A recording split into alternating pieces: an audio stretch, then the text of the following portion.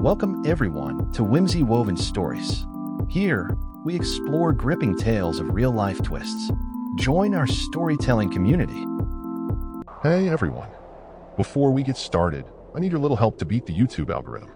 Please subscribe to the channel, give the video a thumbs up, and drop your city name in the comments to let us know where you're watching from. Now let's start the story. My fiancé looked me dead in the eye and said, "You can't touch my money. It's all mine." I smiled. Then I stood up and walked out of the prenup meeting. 1 week later, she was begging. I'm a 32-year-old guy. I always thought Madison, 30, was the one. We've been together for 3 years, living together for the last one. Her family comes from old money, wealthy upper crust. I do, all right. I'm a software engineer, very comfortable, but nowhere near their league. The proposal went great. I bought her a Tiffany ring I've been saving up for. She loved it. Soon enough, the wedding planning was in full swing.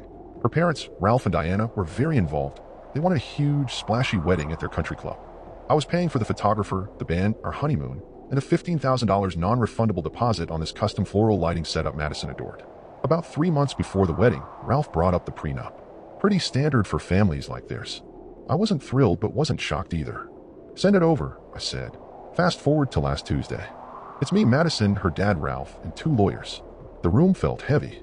Madison seemed distant, wouldn't even look at me. Their lawyers started talking, protecting family assets fine. Then he moved on to marital assets. Backhand index pointing right, anything Madison earned or was gifted will be solely hers.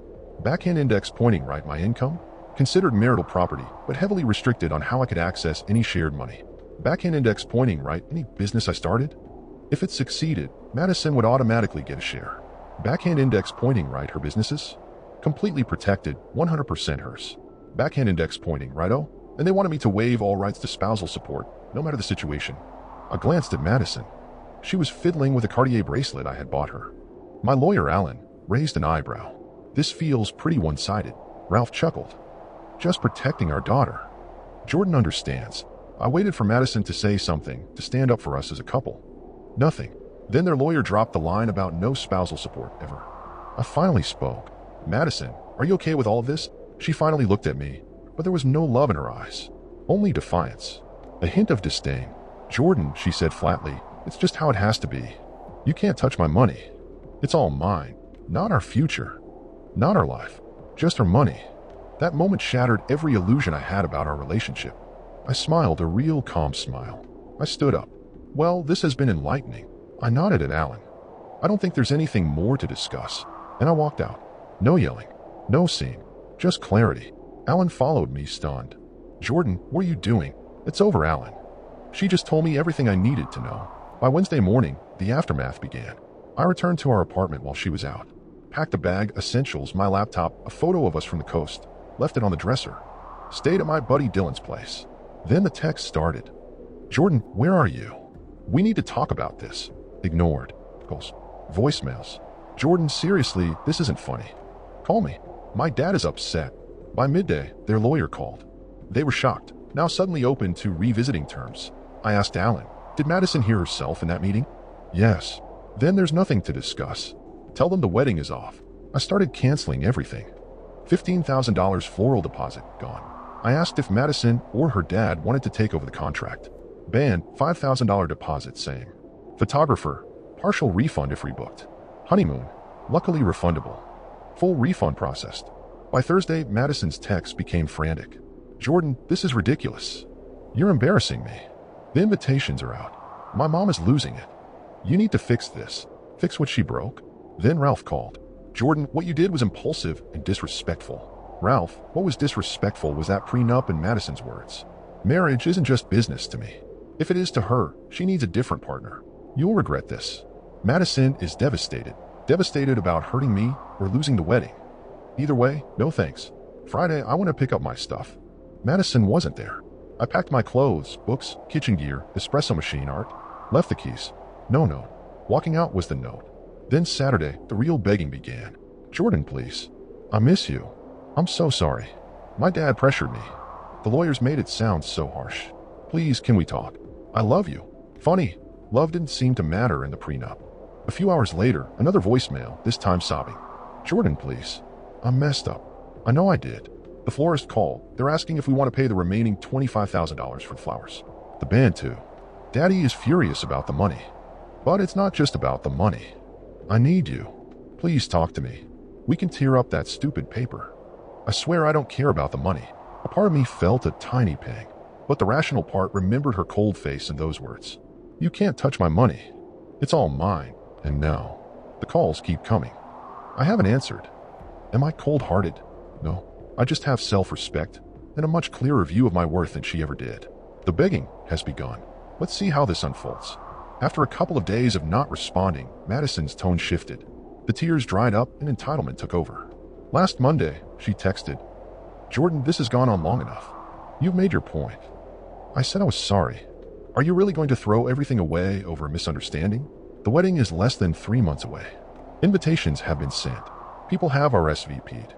You can't just do this. A misunderstanding. I laughed. Her "it's all mine" was crystal clear. Then came her mom, Diana, with a chilling voicemail. "Jordan, I don't know what game you're playing, but it stops now." Madison is distraught. "You are single-handedly trying to ruin her reputation and our families. Those deposits you walked away from? We're looking at major losses. Ralph is considering his options regarding your broken financial commitments." Financial commitments? The ones I paid for deposits on a wedding. She blew up. Classic. Let's pretend this never happened. Midweek, Madison showed up at my office unannounced. I caught her chatting with a receptionist. "Jordan, there you are, just in the neighborhood. My office is nowhere near any of her usual spots." I told her, "This isn't the place. We moved to an empty meeting room."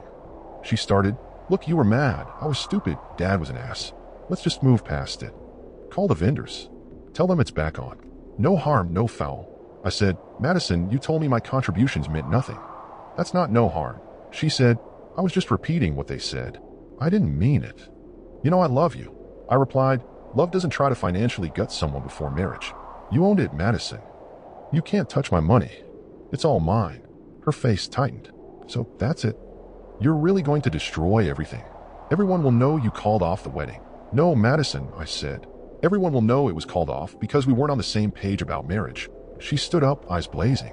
"You will regret this, Jordan. You're making a huge mistake. You think you'll find someone else, someone who'll give you the life I could have, the life she could give me. Me? I think I'll find an equal partner, not a financial accessory. I was building a good life on my own. I don't need yours." She stormed out, furious. Then came the dirty trick, attempted sabotage.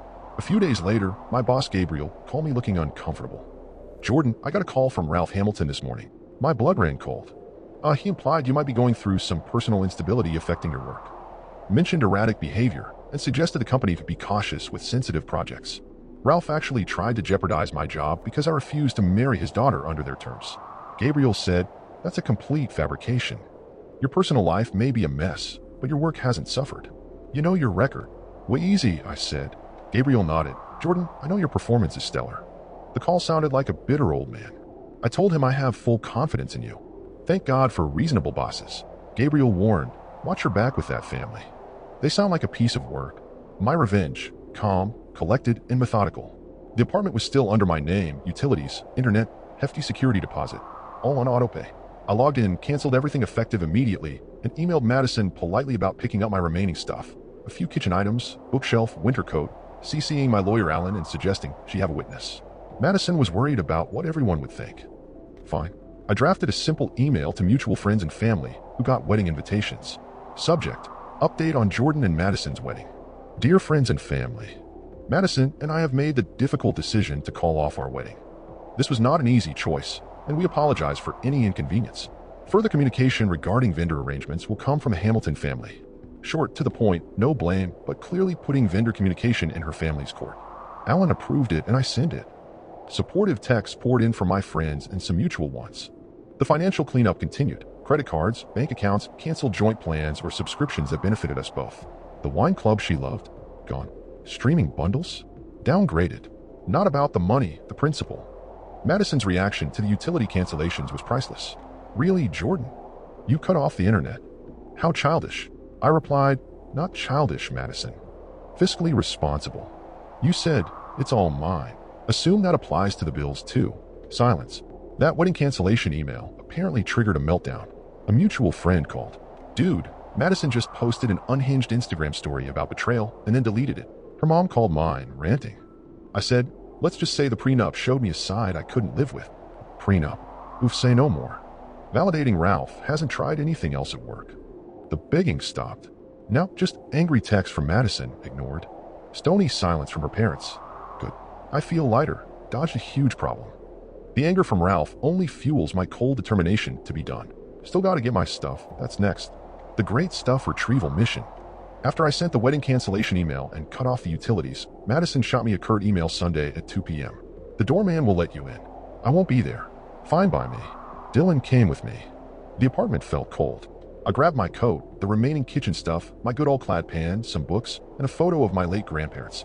On the fridge where our photos used to be was a wedding invitation. Scrawled across it in red lipstick. You rascal. I just shrug it off classy. I dropped the key with the doorman. Changed the bastard note I left earlier to something less profane but still pissed off. Financial consequences for them. Well, Alan got a call from Ralph's lawyer. The Hamiltons were furious. Vendors were demanding payment or refusing to refund large deposits. Remember that $15,000 deposit I put down for Pedal Pushers Deluxe? Apparently, they had signed a contract for a full floral and lighting package worth nearly $40,000. The vendor, stiffed on a remaining $25,000 balance, was threatening legal action. Since Madison had signed the full contract after I made the initial deposit, the Hamiltons were on the hook. The band was the same story.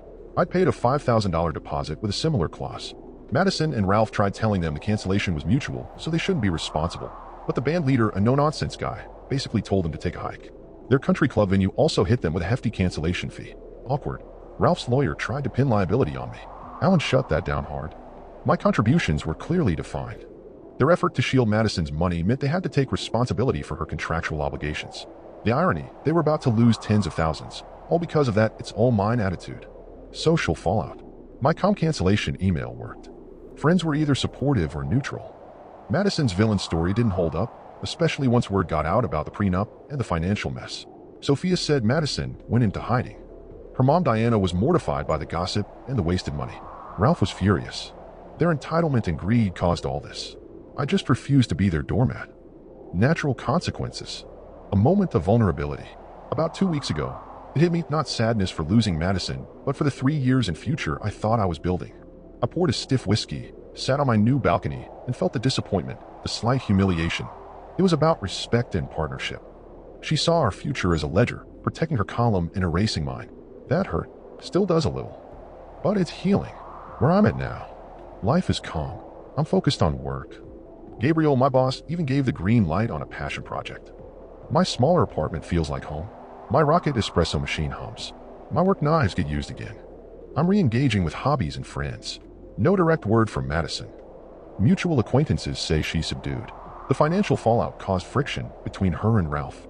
He blames her for not handling me better. She blames him for the aggressive prenup. Delicious drama. No one is begging. Their anger, probably just bitter resentment. Fine. My revenge? Walking away.